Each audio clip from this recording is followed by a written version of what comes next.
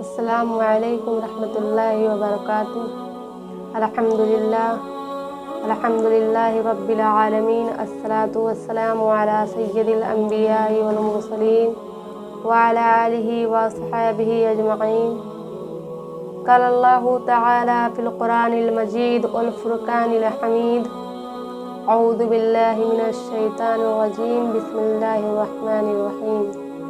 قد سمع اللہ قول التی تجادلک فی زوجها وتشتکی الی اللہ، رب اشرح لی صدری ویسر لی امری واحلل عقدۃ من لسانی یفقہوا قولی، ربی یسر ولا تعسر وتمم بالخیر، ربی زدنی علما، ربی زدنی علما، ربی زدنی علما، آمین۔ کبریائی اور بڑائی، حمد و ثنا اس اللہ وحدہ لا شریک کے لیے ہے جو خالق کائنات ہے، جس نے ہمارے ہدایت کے لیے تقریباً 1,24,000 انبیاء اکرام کو اظہار فانی کے اندر مبعوث کیا، اور اس سلسلے کی آخری کڑی ختم ہو جاتی ہے محمد صلی اللہ علیہ وسلم کے ذات گرامی پر۔ اللہ رب العالمین کا بہت بڑا شکر و احسان ہے کہ اس نے ہمیں محمد صلی اللہ علیہ وسلم کے امت میں پیدا کیا، جو تمام نبیوں کے نبی، تمام اماموں کے امام۔ اگر میں یہ کہہ دوں کہ اللہ رب العالمین کے بعد دوسرا مقام و مرتبہ اگر کسی کا ہے تو محمد صلی اللہ علیہ وسلم کی ذات گرامی ہے، تو میرے بات میں زیادتی نہ ہوگی۔ زیادہ کچھ نہ کہتے ہوئے اللہ رب العالمین کی بارگاہ میں دعا کرتی ہوں کہ اللہ میرے زبان سے جو نکلے صحیح نکلے، سچ نکلے، حق نکلے، جو قرآن و حدیث کے دائرے میں ہم سب کو اس پر اللہ تعالیٰ عمل کرنے کی پوری توفیق عطا فرمائے۔ آج میں آپ لوگوں کی خدمت میں دعا کے موضوع پر کچھ بات بتانے کی کوشش کروں گی۔ اگر آپ لوگوں کو میری ویڈیو پسند آئے تو لائک کریں اور میرے چینل سسٹر انفو کو بھی ضرور سبسکرائب کریں۔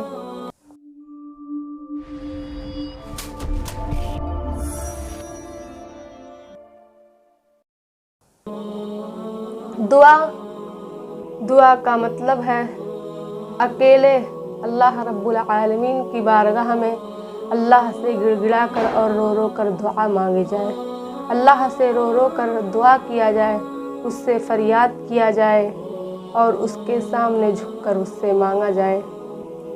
یہ دعا نہیں جو بس ہاتھ اٹھتے ہی دو بات بھر بھر بول کے اور اس کے بعد دعا ختم کر دی جائے، یہ دعا نہیں بلکہ مذاق ہے۔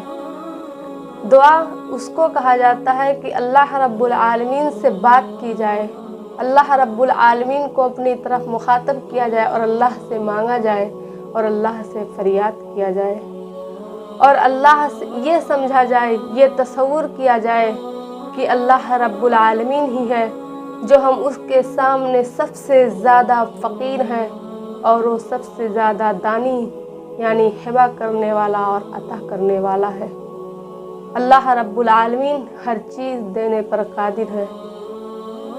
یہ دعا ہے، اور اللہ رب العالمین سے اکیلے میں اللہ سے رو کر اور گڑ گڑا کر دعا کیا جائے۔ اگر ہم کسی کے بھی چوکھٹ پر جاتے ہیں، ایک بار جا کر کچھ مانگتے ہیں تو وہ شخص دے دے گا، دوبارہ جاتے ہیں پھر مانگتے ہیں پھر سے دے دے گا، لیکن تیبارہ بھی جب مانگنے جائیں گے تو اس کو غصہ آ جائے گا۔ لیکن اللہ رب العالمین سے جتنا مانگا جائے اللہ رب العالمین اتنا ہی خوش ہوتا ہے، کیونکہ دعا بھی عبادت کا ایک حصہ ہے، اور اللہ رب العالمین سے دعا مانگنا بہت ضروری ہے۔ جو اپنے غرور، اپنے گھمنڈ کی وجہ سے اللہ رب العالمین کے سامنے سر نہیں جھکاتے، وہ سب سے بڑے احمق ہیں۔ ارے حضرت آدم علیہ السلام سے بھی غلطی ہوئی۔ حضرت آدم علیہ السلام کو اللہ رب العالمین نے جنت سے نکال دیا، تو حضرت آدم علیہ السلام نے اللہ رب العالمین سے دعا کرنے لگے اور کہنے لگے ربنا ظلمنا انفسنا وإن لم تغفر لنا وترحمنا لنكونن من الخاسرین۔ اے اللہ، میں نے ظلم کیا اپنے نفس پر، اے اللہ تو مجھ پر رحم کر، مجھے بخش دے، ورنہ میں خسارہ اٹھانے والوں میں سے ہو جاؤں گا۔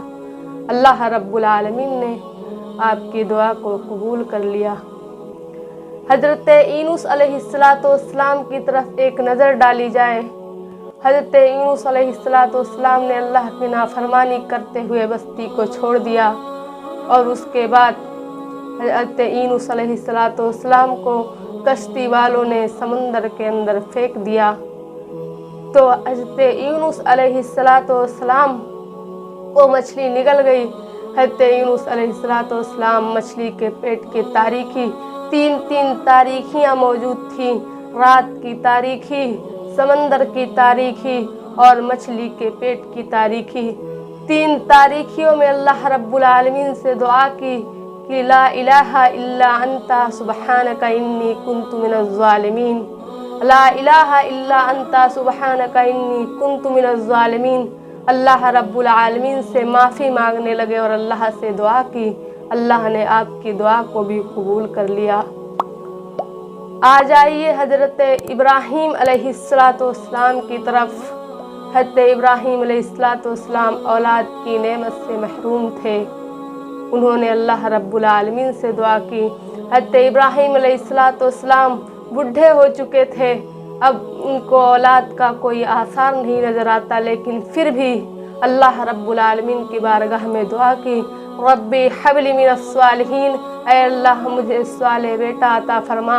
अल्लाह रब्बुल आलमीन ने उन्हें बेटा हज़रत इस्माइल अलैहिस्सलाम को उनके झोली में डाल दिया और साले बेटा यानी उनको भी नबी बनाकर, उनके बेटे को भी नबी बनाकर इस दुनिया के अंदर भेजा।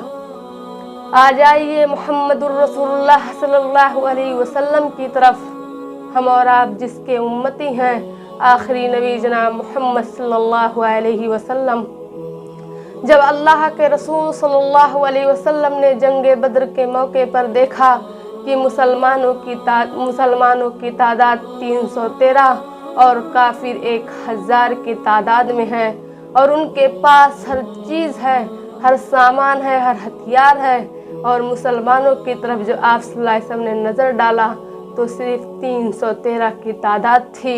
उसमें बूढ़े भी थे, बच्चे भी थे, और ये सब देखने के बाद अल्लाह के रसूल सल्लल्लाहु अलैहि वसल्लम अल्लाह रब्बुल आलमीन के सामने अपने माथे को टेक दिया और कहा, ए अल्लाह, अगर आज जंगे बद्र के मौके पर ये 313 की जमात अगर मारी गई, हिलाक को बर्बाद हो गई, तो ए अल्लाह, इस रोए ज़मीन पर तेरा नाम कभी लेने वाला कोई ना होगा। अल्लाह रब्बुल आलमीन ने आपके दुआ को कबूल किया और जंगे बद्र में मुसलमानों को फतह हासिल हुई। मुसलमान में से सिर्फ 14 सहाबा इकराम शहीद हुए और जंगे बद्र के मौके पर 70 कजब की 70 काफिर को कैद किया गया और 70 काफिरों को काफिर मर गए, यानी उन लोग मर गए। अल्लाह के रसूल सल्लल्लाहु अलैहि वसल्लम के दुआ को अल्लाह रब्बुल आलमीन ने कबूल किया और जंगे बद्र के मौके पर मुसलमानों को फतह हासिल हुआ। अब आप सोच रहे होंगे कि ये तो नबी थे, ये तो औलिया, ये तो अंबिया इकराम थे, ये तो पैगंबर थे, अल्लाह ने इनकी सुन ली, हमारी थोड़ी ना सुनेगा। लेकिन ऐसे मेरे प्यारे मुसलमान भाइयों और बहनों, ऐसी बात नहीं है। अल्लाह रब्बुल आलमीन तो हर किसी का सुनता है, चाहे कोई कितना भी बड़ा गुनहगार हो, चाहे कितना भी बड़ा खताकार हो, लेकिन अगर वो हक दिल से अल्लाह रब्बुल आलमीन की बारगाह में दुआ कर दे तो अल्लाह ताला उसके दुआ को कबूल कर लेता है। दुआ तो ऐसी मांगी गई कि जिसके बारे में हम सोच भी नहीं सकते। खौला बिनते सालबा की तरफ एक नज़र डालिए। खौला बिनते सालबा का शौहर उनसे इज़हार कर लिया और उनको कह दिया कि तू मेरे माँ की तरह मुझ पर हराम हो चुकी। खौला बिनते सालबा परेशान हो गई।